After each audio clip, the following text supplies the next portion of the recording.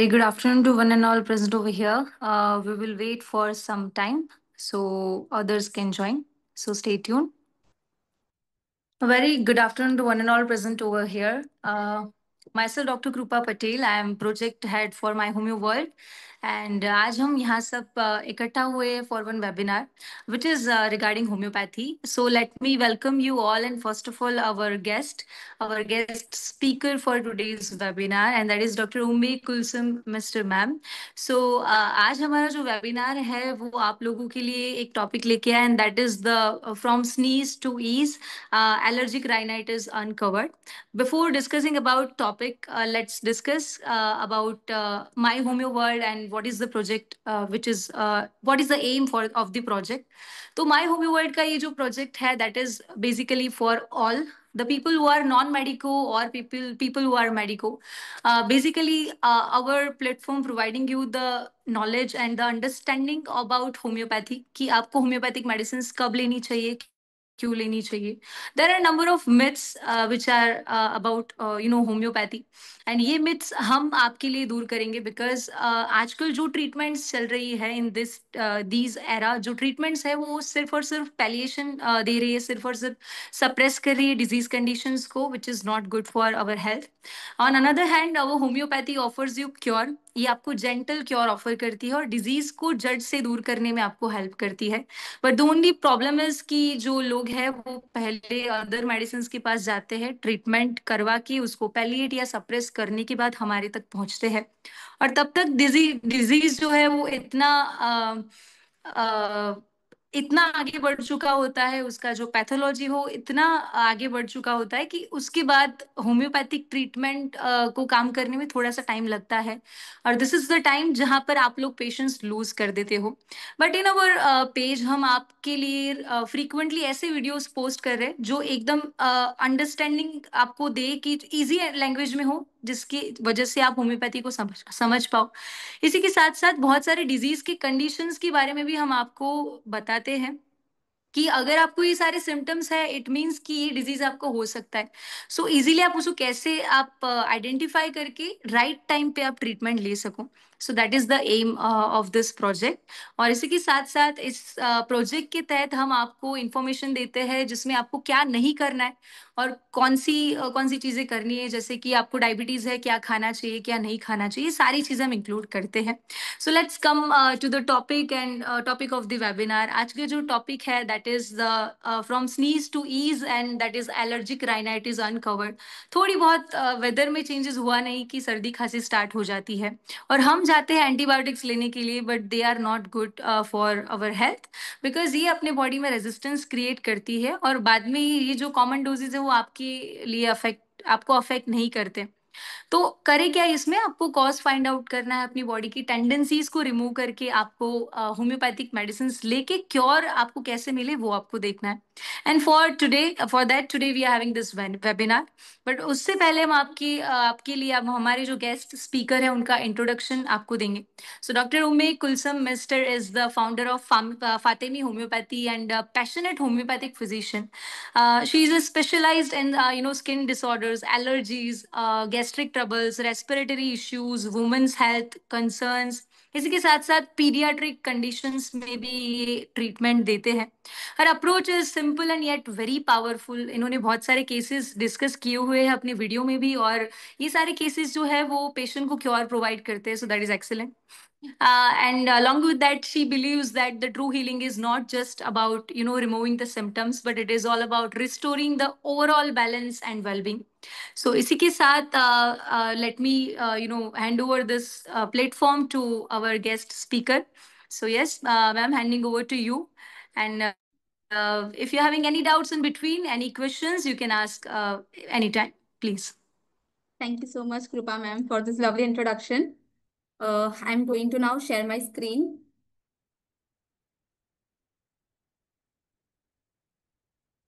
I hope everyone is able to see.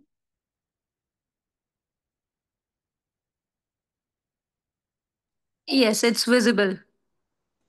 Okay, it is visible. Okay, thank you. Okay, so as introduced, my name is Dr. Ume Kulsum Mister, and I'm a homeopathic physician. And today will be talking about the topic allergic rhinitis, जो बहुत ही ignored चीज है in practice, in real life. एक ऐसी disease है जो लोग समझते हैं कि ये तो बहुत ही स्मॉल कंडीशन है, इसका तो कुछ भी नहीं। व्हेन जब भी एलर्जी का नाम आता है तो people get relaxed. I frequently seen in my clinic कि फॉर एग्जाम्पल कोई भी पेशेंट मेरे पास आया है for any complaint, and if I से कि आपको कुछ भी नहीं एलर्जी है, तो दे गेट वेरी रिलैक्स कि हाँ चलो ठीक है एलर्जी ही है। Okay, but it is not something to be taken lightly because it can affect the quality of your life. So my reason for choosing the topic was also the same because firstly it is very ignored and secondly it is very common. Globally there are millions of patients suffering from allergic rhinitis और ये किसी भी age group में हो सकता है. Elderly, children, adult, सब में ये प्रॉब्लम होती है. And that's why I chose this topic because it is very common and very ignored. So moving further, we are going to now see what allergic rhinitis is. सो अभी rhinitis का meaning होता है inflammation of knows. Inflammation of knows मतलब कि सर्दी होना या छींके आना, नाक में से पानी निकल रहा हो, बहुत सारी छींके आ रही हो एक साथ, तो वो है राइनाइटिस. इन्फ्लेमेशन ऑफ नोज जब होता है तब ये सारे सिम्टम्स आते हैं. But if inflammation of nose is due to any allergy, अभी ये दूसरे रीजन से भी हो सकता है. Inflammation can be allergic as well as non allergic. अगर वो नॉन एलर्जिक है तो वो वायरस, बैक्टीरिया, वो सब रीजन से होगा. हम देखते हैं कि हमें वायरल इन्फेक्शन होता है तो उसमें भी फिर हमें छींकें आती हैं, हमें सर्दी हो जाती है, फीवर आता है. So that is non allergic type. But here we will be talking about allergic rhinitis. Allergic rhinitis में rhinitis is purely due to any kind of allergy. Right. अभी हमारी बॉडी में एलर्जी बहुत सारी जगह पे होती है. जैसे हम लोग सपोज कभी मूवीज में देख लिया कि थ्रोट में एलर्जी हो गई, कैसे कि कुछ भी खा लिया हो उसकी वजह से हमें थ्रोट में चोकिंग जैसा फील होता है, तो that is also kind of allergy. कई बार हमें एलर्जी अर्टिकेरिया के फॉर्म पे स्किन में भी देखने को मिलती है. सो स्किन पे रैशेज हो जाते हैं, रेड रैशेज हो जाते हैं, इचिंग होती है. So that is also one kind of allergy. But this is an allergy which is particularly affecting the nose. Okay. So nose, सारे सिम्टम्स नोज के रिलेटेड, कि स्नीजिंग हो रही है, नोज में से पानी निकल रहा है. राइट. अभी इसका मेन रीजन है कि हमारी जो इम्यून सिस्टम है. Okay, now what is the role of our immune system. हमारे इम्यून सिस्टम का काम है कि बॉडी में जो भी वायरस, बैक्टीरिया सब आ रहे हैं उससे फाइट करना. बट यहाँ पे क्या होता है कि जिनको एलर्जिक राइनाइटिस होने की टेंडेंसी है उनकी immune system extra over active हो जाती है. It's like a false fire alarm. जैसे हम लोग कभी किचन में देखते हैं ना कि किचन में फायर अलार्म लगा होता है. सो अगर कोई फायर ना भी हो और सिर्फ किचन का जो कुकिंग का स्मोक होता है उससे भी कई बार फायर अलार्म रिंग करती है. Sir body acts like this only, कि हमारी बॉडी में एक्चुअल में वायरस, बैक्टीरिया कुछ एंटर नहीं कर रहे. Still our immune system things कि जो हार्मलेस सब्सटेंसेस है जैसे कि डस्ट है, पोलन है, पेट एनिमल होते हैं उनके हेयर है, तो बॉडी थिंक्स कि ये सारे सब्सटेंसेस भी हमारी बॉडी के लिए हार्मफुल हैं and they start reacting towards those substances. Right. So it's like false fire alarm, कि एक्चुअल में वो जो चीजें हैं, डस्ट है, पोलन है, स्ट्रॉन्ग स्मेल से एलर्जी है, तो वो सारी चीजें हार्मफुल नहीं है, but still our body reacts towards it. So that will cause allergic rhinitis. So first is an allergy affecting the nose, as rightly said कि वो nose को affect करेगी. And second is कि it will be caused by reaction to harmless substances. कैसे harmless substances? उसको harmless क्यों कहा गया है? क्योंकि वो सबकी body में react नहीं करता. Dust isn't affecting everyone. Pollen isn't affecting everyone. Strong smells aren't affecting everyone. But वो किसी किसी लोगों में ही ये प्रॉब्लम होती है. तो ये सारे हार्मलेस सब्सटेंसेस है. Dust is a part of our day-to-day life. We are not living without dust nowadays. Pollution is the part of our day-to-day life. लेकिन pollution की वजह से भी एलर्जी की प्रॉब्लम होती है. So they are harmless substances.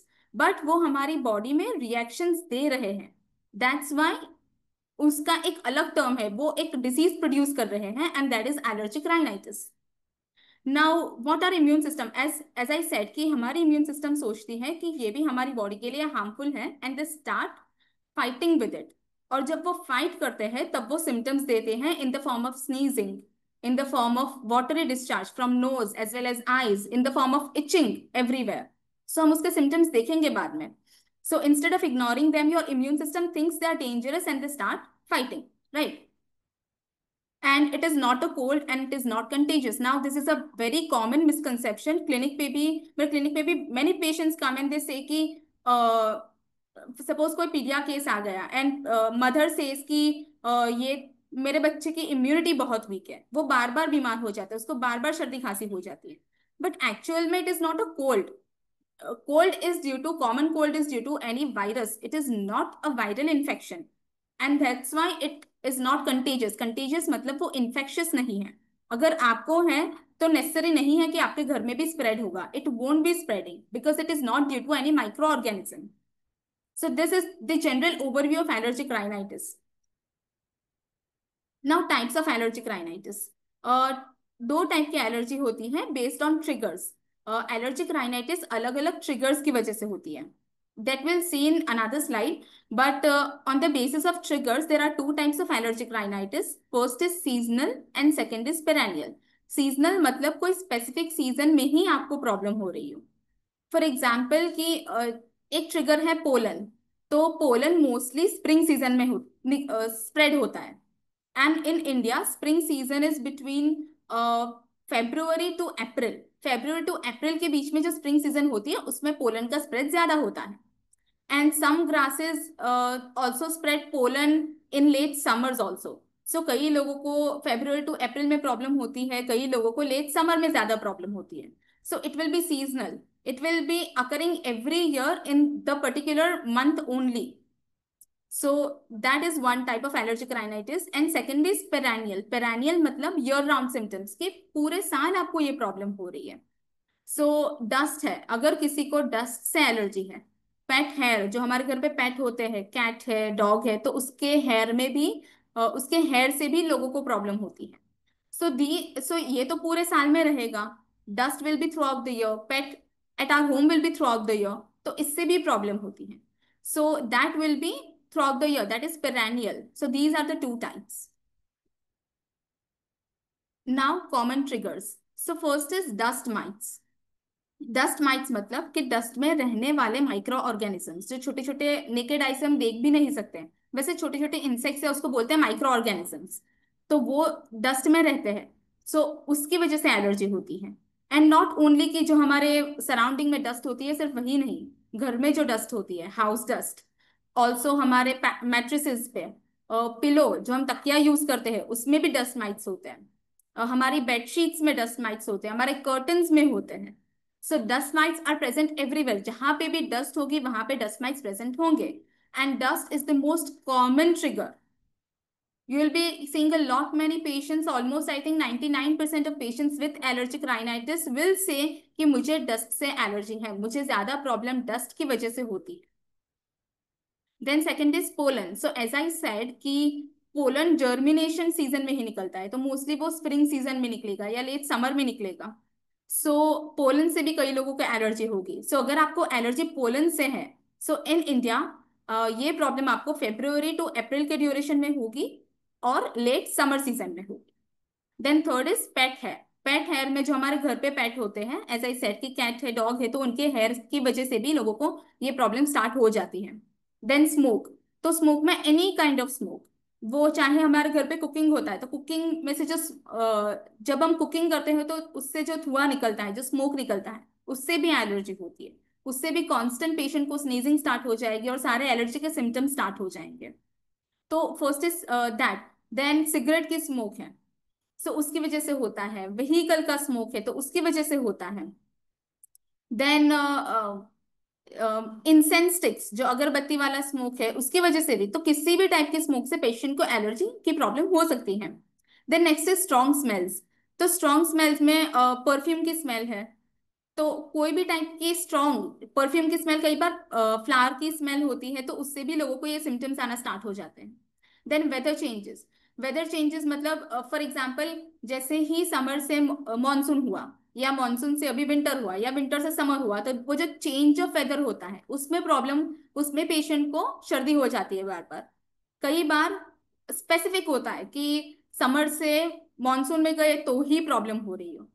कई बार ऐसा होता है कि मॉनसून से विंटर में गए तो ही प्रॉब्लम हो रही हो. एंड कई बार ऐसा होता है कि विंटर से फिर से समर में गए तभी प्रॉब्लम हो रही है। तो it can be specific also और it can be with every weather change. I have seen patients जिनको ये प्रॉब्लम टेम्परेचर चेंज पे भी होता है। The severity is so much कि जस्ट थोड़ा टेम्परेचर चेंज हो गया। फॉर एग्जाम्पल कि अभी एसी वाले रूम में है और एसी वाले रूम में से बाहर निकल गए, थोड़ा वार्म एटमॉस्फेयर हो गया, तो इमीजिएटली बिकॉज वो इमीजिएट टेम्परेचर चेंज हुआ, कोल्ड से हॉट हो गया, कोल्ड से वार्म हो गया, तो फिर उनको ये सारे सिम्टम्स आना स्टार्ट हो जाएंगे, कॉन्स्टेंट स्नीजिंग होगी। सो इतना पर्टिकुलर भी होता है। So these are the common triggers: dust mites, pollen, pet hair, smoke, strong smells and weather changes, even temperature change. And अगर हम कॉजेज की बात करें तो one of the most common cause is hereditary. Hereditary मतलब अगर आपके parents को है तो चांसेस है कि ये आप में भी आएगा, और अगर आपको है तो चांसेस है कि आपके बच्चों को भी ये प्रॉब्लम होगी। Now will be talking about the symptoms. So आपने एलर्जिक राइनाइटिस का तो ओवरव्यू समझ लिया कि क्या होता है, कैसे होता है, कि हमारी इम्यून सिस्टम ओवर एक्टिव हो जाती है and it starts fighting with the harmless substances as well. But now will see कि जब हार्मलेस सब्सटेंसेस से फाइट करती है तो क्या होता है। सो जैसे ही हमारी बॉडी में कोई भी एलर्जन एंटर हुआ, एलर्जन मतलब जो ट्रिगर्स है, तो डस्ट इज एन एलर्जन। तो फॉर एग्जाम्पल हम डस्ट ले लेते हैं कि जैसे ही हमारी बॉडी में डस्ट एंटर हुआ तो क्या होगा कि बॉडी में रिएक्शन स्टार्ट होगा।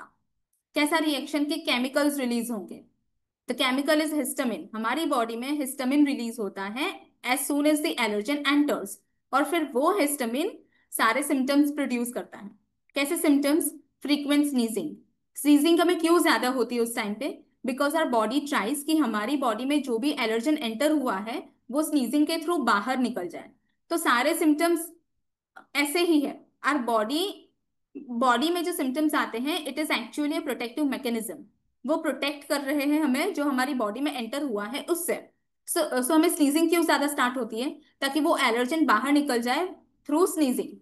सो फ्रीक्वेंट स्नीजिंग होगी, इतनी फ्रीक्वेंट कि पेशेंट सेज की कांस्टेंट हो रही है, 10 12 15 छींके एक साथ आ रही है, 2 मिनट फिर रेस्ट होता है और फिर से स्नीजिंग स्टार्ट हो जाती है। It is so frequent, it is so constant. And sneezing is one of the most commonest symptoms of allergic rhinitis. Then second is runny or blocked nose, दोनों होता है। कई पेशेंट्स में रनी नोज होता है। रनी नोज मतलब नाक में से पानी निकलता है and it will be watery. वो थिक कफ जैसा नहीं होगा। एलर्जी में जब आपके नोज में से डिस्चार्ज होगा तो वो बिल्कुल वाटरी होगा। एंड देन ब्लॉक नोज, की नोज में कंजेशन भी हो जाता है, ऐसे लगेगा कि आपका नाक बंद हो गया हो, you won't be able to breathe properly through block nose. So दोनों सिम्टम्स है नोज के। देन थर्ड इज वाटरी और इची आईज, कि आंख फिर आंख के सिम्टम्स है। एलर्जी एलर्जी में सिर्फ आपका नोज अफेक्ट नहीं होता, मोस्टली नोज अफेक्ट होता है, बट विद इट आपकी एसोसिएटेडली आपकी आईज अफेक्ट होगी, आपका थ्रोट अफेक्ट होगा। सो आईज में भी कई बार पानी निकलेगा, आईज में से भी आपको इचिंग होगी एंड लेक्राइमेशन होगा। लेक्राइमेशन होगा मतलब पानी वाला डिस्चार्ज होगा आपके आईज में से भी। So this is also symptom. Then fourth is throat और ईयर्स में इचिंग होगी। सो एज आई सेड कि नोज, आईज, थ्रोट, ईयर्स सबको अफेक्ट करेगी ये allergy. So itchy throat and itchy itching in the ears as well. Then fifth is post nasal drip. Post nasal drip मतलब कि आपके throat के part में आपके जो आपका जो गला का पोर्शन है उसमें आपको ये लगेगा कि जैसे पानी ड्रॉप बाय ड्रॉप गिर रहा हो आपके थ्रोट में से। That will be the feeling. So that is also one of the symptoms. And sixth is dry cough. Dry cough मतलब सूखी खांसी। तो आपको सूखी खांसी आती रहेगी। That is also protective mechanism because through coughing also your body will try कि जो भी एलर्जन है वो बाहर निकल जाए।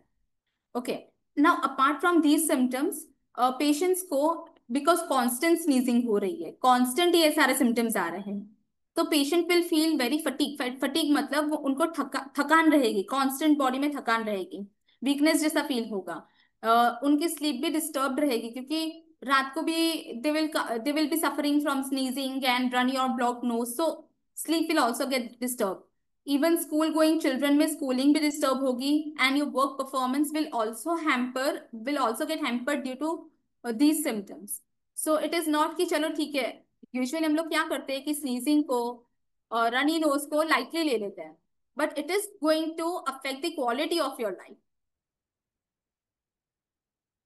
Now these are some of the common misconceptions which I have seen in my practice, कि लोग ये सारे मिसकंसेप्शंस लेके क्लिनिक पे आते हैं। फर्स्टली तो आई कीप कैचिंग कोल्ड्स। मतलब एज आई सेड कि I I had a patient and the mother was saying कि मेरे बच्चे की इम्यूनिटी बहुत वीक है, तो वो बार बार बीमार हो जाता है। इट्स नॉट कि इम्यूनिटी वीक है, यहाँ पे आपकी इम्यूनिटी ओवर एक्टिव हो गई है। आपकी बॉडी की immune system is over active and it starts fighting with the harmless substances. तो ये है, आपको बार बार कोल्ड नहीं हो रहा, आपको बार बार वायरल इन्फेक्शन नहीं हो रहा, आपको बार बार एलर्जी की प्रॉब्लम हो रही है। So sometimes they get this misconception कि इम्यूनिटी वीक है इसलिए मुझे ये प्रॉब्लम हो रही है, but it is not that कि आपकी इम्यूनिटी वीक है। So this is one of the most common misconception that I have seen. Then second is it goes away on its own. So as I said कि it is very ignored. लोगों को लगता है कि ये तो कोई चीज ही नहीं है, ये तो बहुत ही छोटी बात है, कि अपने आप आता है और अपने आप ही चला जाता है, it goes away on its own, तो no one bothers. But it is something to be bothered because it keeps coming back. ये जाता है पर ये फिर से आता है and it affect the quality of your life. So it is something that has to be treated necessarily. And third one is it's just allergy. So as I said कि लोगों को लगता है कि चलो ठीक है ना, एलर्जी ही है। They get very free. उनको क्लिनिक पे भी आते हैं। So okay, I tell something. In my clinic I see two kind of patients. एक ऐसे होते हैं जो पर्टिकुलरली एलर्जिक राइनाइटिस की ही कंप्लेंट लेके आते हैं कि मुझे ये प्रॉब्लम है, मुझे डस्ट से एलर्जी है या मेरे बच्चों को डस्ट से एलर्जी है, and they want to get treated for the same. Okay. Other kind of patients are जो कोई और प्रॉब्लम लेके आते हैं, कि फॉर एग्जाम्पल जॉइंट पेन हो गया, तो they come with joint pain and if you ask कि अच्छा ठीक है चलो और क्या प्रॉब्लम है, देन दे से कि हाँ कभी कभी मुझे डस्ट की वजह से ये सारे सिम्टम्स आना स्टार्ट हो जाते हैं। So they so they take allergy very lightly कि it's just an allergy, but no, it is allergic rhinitis. और हम बाद में देखेंगे कि इसके कॉम्प्लिकेशंस भी हैं। अगर उसको टाइमली ट्रीट नहीं किया गया तो it can get severe and it can worsen. Now we'll see the common difference between common cold and allergic rhinitis। ठीक है। अभी जैसे मैंने बताया कि common cold is due to virus, okay, and allergic rhinitis is due to some kind of allergen. So first is allergic rhinitis is not contagious, as I said कि वो infectious नहीं है बिकॉज इट इज वो आपकी body में कोई infection नहीं produce कर रहा, वो कोई माइक्रो ऑर्गेनिज्म की वजह से नहीं हो रहा। सो it is not contagious, it is not infectious. अगर आपको है, अगर आपको स्नीजिंग है, सर्दी है, तो आपके फैमिली में से किसी को भी पास ऑन नहीं होगा वो चीज। But common cold is contagious, it is infectious. Then second is allergic rhinitis is caused by allergens। allergens मतलब जो हमने triggers देखे, pollen, dust mites, dust, weather changes, then pet dander मतलब pet hair, even the skin of the fur of pet, the skin of pet, ये भी आपको problem करवा सकता है। So these are allergens। तो allergic rhinitis is caused by allergens whereas common cold is caused by virus। Then allergic rhinitis में discharge कैसा होगा, हमारे नोज में से जो डिस्चार्ज होगा, it will be clear and it will be watery discharge, पानी जैसा निकलेगा। लेकिन कॉमन कोल्ड का डिस्चार्ज होगा थिक और एंड येलोइश और ग्रीनिश डिस्चार्ज होगा।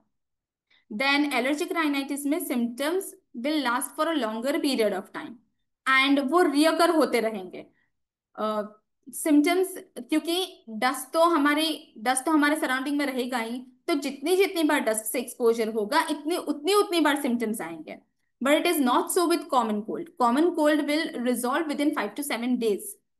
Then next is in allergic rhinitis you might not be having fever.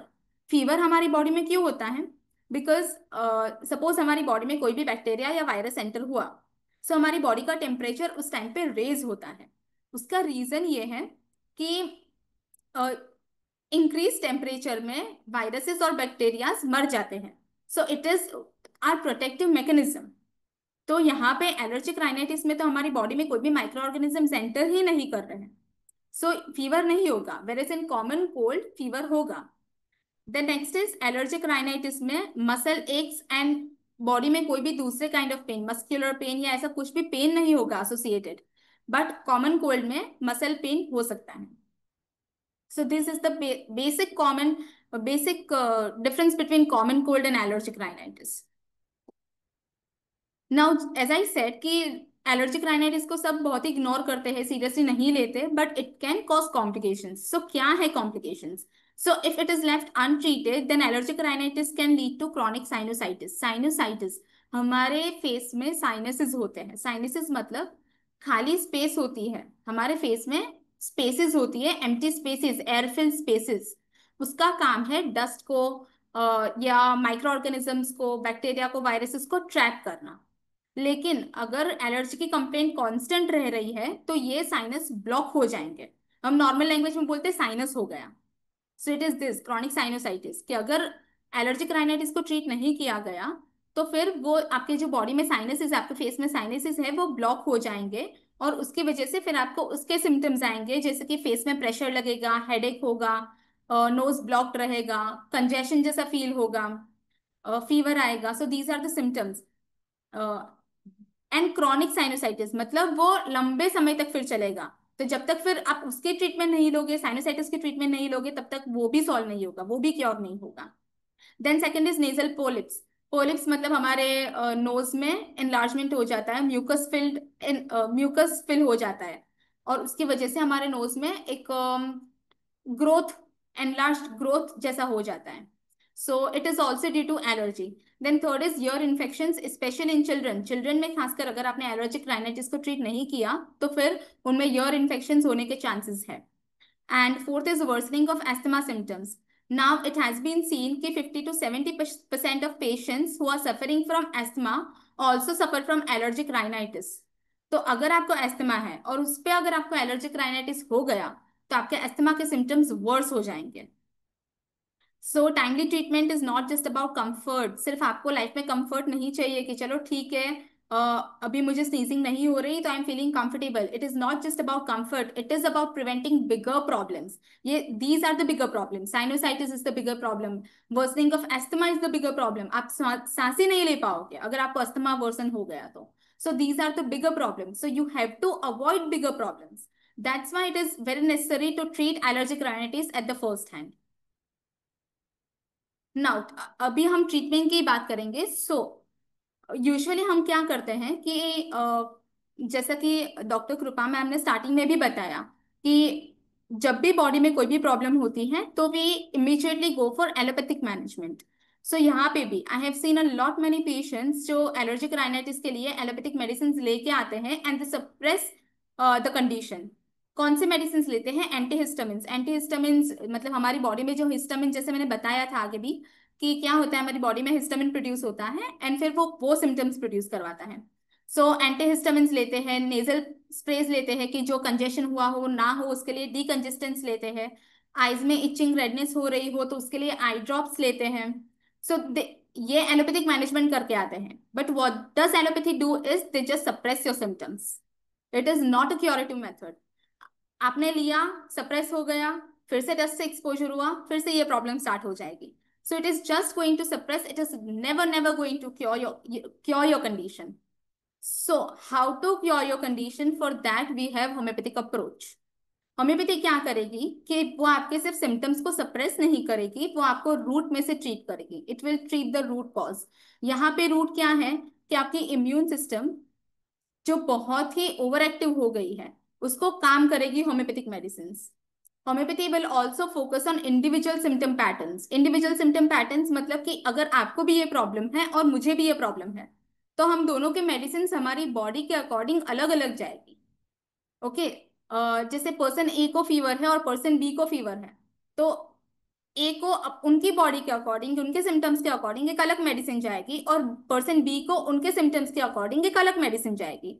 सो आजकल तो कस्टमाइजेशन का जमाना है कि कुछ भी कस्टमाइज्ड हो तो they like it, it feels very special, so why not medicine, right? So homeopathic medicine will focus on individual symptom patterns and it is safe for all ages because allergic rhinitis is also affecting everyone and homeopathy will will be a safe option for everyone. So it is a win-win from both the side. And gentle treatment, it is safe for both all ages because it is very gentle. It won't cause you any harsh side effects. It is a gentle mode of treatment and that is why it is very safe for all ages. Even pregnant women can take homeopathic medications without any problem. Now, homeopathic remedies. Now, there are many homeopathic remedies. I've just listed 5 remedies here, but actual में बहुत सारी medicines हैं, and we cannot list those medicines. अगर मैं list करने जाऊँ तो I think 1 hour भी कम होगा उसके लिए. But we are going to just get a glimpse कि homeopathy कैसे work करती है. So first is allium cepa. कि रनी नोज, सिम्टम्स क्या है एलियम सेपा के? कि रनी नोज है, आपके जो आंख में से पानी निकलेगा वो उसमें बर्निंग होगा, एंड जैसे ही आप ओपन एयर में जाओ तो आपको बेटर फील होगा. Arsenic alb. आर्सेनिक अल्ब में भी सेम कि वाटर ही डिस्चार्ज होता है, बट पेशेंट को साथ में थोड़े एंग्जाइटी होती है, डर जैसा लगता है. एंड जैसे एलियम सेपा को ओपन एयर में अच्छा लग रहा था, आर्सेनिक अल्ब को थोड़ा वार्म, थोड़ी गर्माहट से स्टीम, फॉर एग्जाम्पल स्टीम ले ली तो फिर उससे आर्सेनिक अल्बम पेशेंट्स को बेटर लगता है. सैबिडीला. सैबिडीला में क्या होगा? फिक्स ऑफ स्नीजिंग, मतलब जैसे कि मैंने बताया कि कांस्टेंट स्नीजिंग होगी सैबिडीला पेशेंट को, एंड थ्रोट में इचिंग होगी. नेट्रोम्योर पेशेंट को क्या होगा? कि मॉर्निंग में ज्यादा स्नीजिंग होगी और उनको सॉल्ट की थोड़ी क्रेविंग होगी. एंड नक्स वोमिका पेशेंट उनको नक्स वोमिका उनको जाएगी जिनको रात में नोज ब्लॉक हो जाता है, and they get very irritable. जब भी उनको ये प्रॉब्लम होती है तो वो बहुत ही इरिटेबल हो जाते हैं. सो एज आई सेड कि अगर सबको एलर्जिक राइनाइटिस है तो सबकी मेडिसिन अलग अलग जाएगी, क्योंकि यहाँ पे आप देख सकते हो कि सेबेडिला फॉर एग्जाम्पल तो उनको फिट्स ऑफ स्नीजिंग होती है कि कांस्टेंट स्नीजिंग हो रही है, सो दे विल गो फॉर सेबेडिला. तो उस पेशेंट के लिए हम सेबेडिला प्रिस्क्राइब करेंगे. अगर किसी किसी को सिर्फ मॉर्निंग में ही उठते ही स्नीजिंग हो रही है तो फिर उन पेशेंट्स को हम नेट्रोम्योर प्रिस्क्राइब करेंगे. So the medicine will differ according to the patients. So that's why I said कि it will be an individual approach. Now, preventive tips. These are the preventive tips that what you can do. So you should wear a mask while dusting or while going outdoors. Then आपको जब भी exposure हुआ allergen से तो आपको hands and face wash कर लेना है. रूम को कर्टन बेडशीट जो भी मैंने बताया कि कर्टन में होता है, पिलो में होता है, डस्ट माइट्स, तो वो सबको आपको डस्ट फ्री रखना है, मतलब क्लीन रखना है. स्टीम इनहेलेशन करना है, वो आपके जो नोज ब्लॉक है, आपका जो नोज कंजेस्टेड है उसमें वो हेल्प करेगा. देन टर्मरिक मिल्क और tulsi tea you can have for warm drinks, आपको थोड़ा बेटर फील करवाएगी. एंड अगर आपको पेट से ये प्रॉब्लम है then you should keep your pets clean. So these are some preventive tips. But along with prevention, you necessarily have to take such kind of a treatment जो आपको permanently इस condition से free करते हैं. Now these are some FAQs. ये questions मुझे regularly आते हैं कि is allergic rhinitis the same as cold? So as I said कि no, हमने पूरा difference देखा कि वो दोनों same नहीं है. Is it contagious? So I already said कि no, it is not contagious. You can't catch it from others. Now can children take homeopathy? So yes, as I said कि ये harmless treatment है, इसके कोई भी harmful side effects नहीं है. So it is very safe and gentle for everyone. Now can homeopathy cure it permanently? Only homeopathy can cure it permanently, if I can say. It can reduce the tendency and it will offer you long-term relief. Now, how long does homeopathy take to work? So ये बहुत ही common question है कि कितना time लगेगा. So if you are suffering from allergic rhinitis since let's say last 15 years, and if you have constantly suppressed it also from since last 15 years, so will at least take 1 year to cure your condition. And I think it's a fair deal. क्योंकि अगर आपको सिर्फ 1 साल medicine लेने में अगर आपकी ये प्रॉब्लम सॉल्व हो रही है सो व्हाई नॉट. तो अगर कोई अक्यूट प्रॉब्लम है, अक्यूट प्रॉब्लम मतलब कि अगर आपको कोई प्रॉब्लम अभी अभी स्टार्ट हुई है देन homeopathy will work very quickly, very fastly. लेकिन होम्योपैथी विल टेक टाइम क्योंकि आपकी इम्यूनिटी को स्ट्रॉन्ग करना होता है. In the case of allergic rhinitis आपके ओवर एक्टिव इम्यून सिस्टम को काम करना होता है, रूट से ट्रीट करना होता है, और ऊपर से इतने सालों पुरानी बीमारी है, इतने साल से सप्रेशन हुआ हो, सो थोड़ा ज्यादा टाइम लग सकता है. But I think 1 year is better than suffering from for the next 15 years also, for lifetime also. So these are the most common questions that I get. And thank you so much. This was all. This was everything about allergic rhinitis. I hope कि everyone is very clear कि क्या है condition, and if not anything that you might have taken at least awareness from this webinar कि क्या है और हम इसको कैसे ठीक कर सकते हैं, कैसे cure कर सकते हैं. Thank you so much. Thank you so much. And I think we are having one question from the audience, then we will proceed further. The question is, other than the therapeutic prescription, can you please describe about homeopathic approach? That what about mental generals and how to go for an individual approach in the chronic case? So that is a question from the audience, I think. So okay, so as I said कि homeopathy homeopathic approach कैसा है कि okay ठीक है, मैंने जो medicine बताई that is a therapeutic approach कि हम ये सिम्टम्स आए तो हमने ये medicine they the. But homeopathy में हम लोग केस टेकिंग इसलिए करते हैं ताकि हम पेशेंट्स को ओवरऑल जान सके। सो लोग बोलते हैं कि homeopathy takes a very long time. So उसका रीजन भी यही है। अ, हमें केस टेक में भी टाइम लगता है तो उसका रीजन भी यही है, because we have to know the person.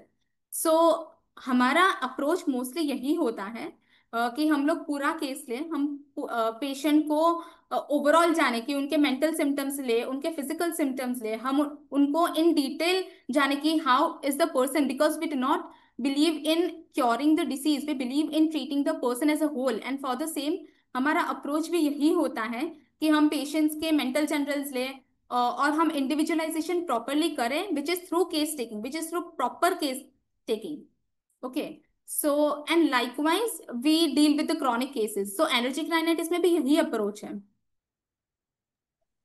yes, exactly. So any other doubts if you're having, you can again drop the message or you can ask live.